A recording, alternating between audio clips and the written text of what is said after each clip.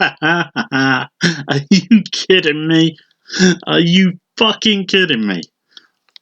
Charlie's Angels director Elizabeth Banks blamed men for box office failure nearly a week before the film hit theatres. This is an article from our friends at Bounding Into Comics. Go check out their website. Charlie's Angels director Elizabeth Banks blamed men for the film's box office failure nearly a week before the film hit theatres. In an interview with Australia's Herald Sun, Banks spoke on why the film needs to make money and who is to blame if it doesn't. She stated, "Look, people have to buy tickets to this movie too. This movie has to make money. If this movie doesn't make money, it reinforces a stereotype in Hollywood that men don't go see women do action movies." Not trying to guilt us there at all, are you, Miss Banks? No. Eesh.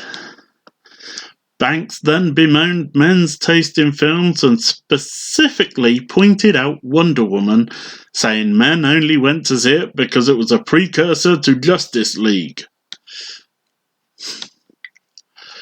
They'll go and see a comic book movie with Wonder Woman and Captain Marvel because that's a male genre.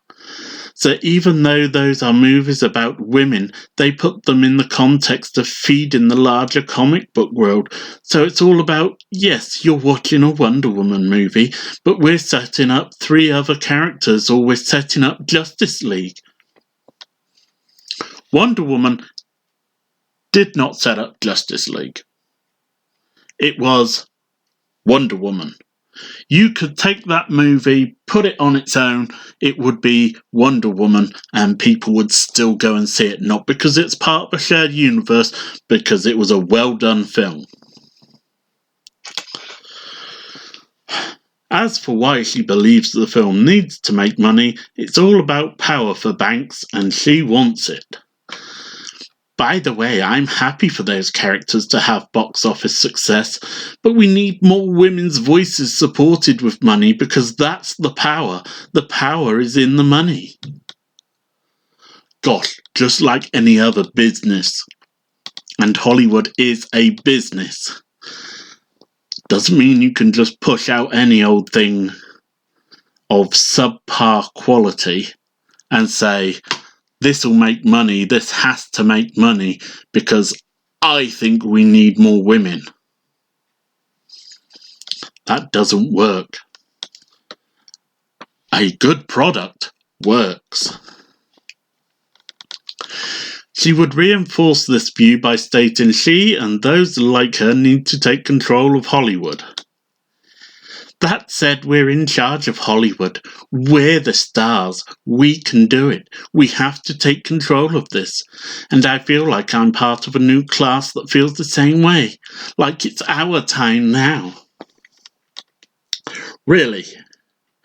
Really, really, really. Because there haven't been strong female leads. There haven't been women directors, producers, whatever else for decades. You've had 37 Spider-Man movies and you're not complaining. It's only been 7 or 8, according to whichever one you want. She would then play the victim card stating, I think women are allowed to have 1 or 2 action franchises every 17 years. I feel totally fine with that. Oh my god, this one, I can't with this one. I really, really cannot. Now I can go back to franchises like Alien, Kill Bill, Terminator 2. Let's talk about La Femme Nikita. Let's talk about all the Asian movies and anime and that are out there that have strong female leads. Let's talk about Star Wars. Let's talk about Star Trek. Let's talk about Doctor Who. that have had strong female characters from the very start. And whether these people choose to recognise it or not, it's a fact. They exist. And they're just trying to blank it out and make themselves martyrs and say, oh, poor us, look at what we've got to go through, look at what we've got to fight through, look at all these male movies, look at all these female movies. Not just romantic comedies, there are plenty of female action movies out there. But no, you don't want to recognise that, do you? Because it shatters your poor little worldview that you are a victim, when in reality you're just not very good. Let's take a look at Terminator Dark Fate, which was released last week. It's expected to lose $100 million. The director has to explain the plot, the ending. That is not a good movie. If you've got to explain something outside of the movie, you haven't done a very good job. You've done a very poor job. It's quality that sells. Let's talk about Dark Phoenix,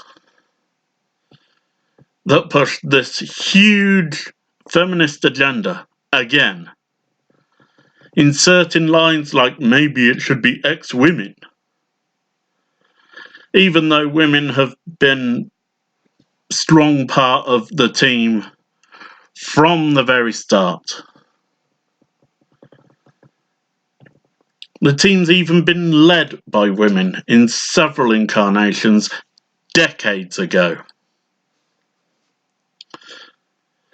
Let's talk about Men in Black International, where again that same line was shoved in there. Maybe it should be Women in Black.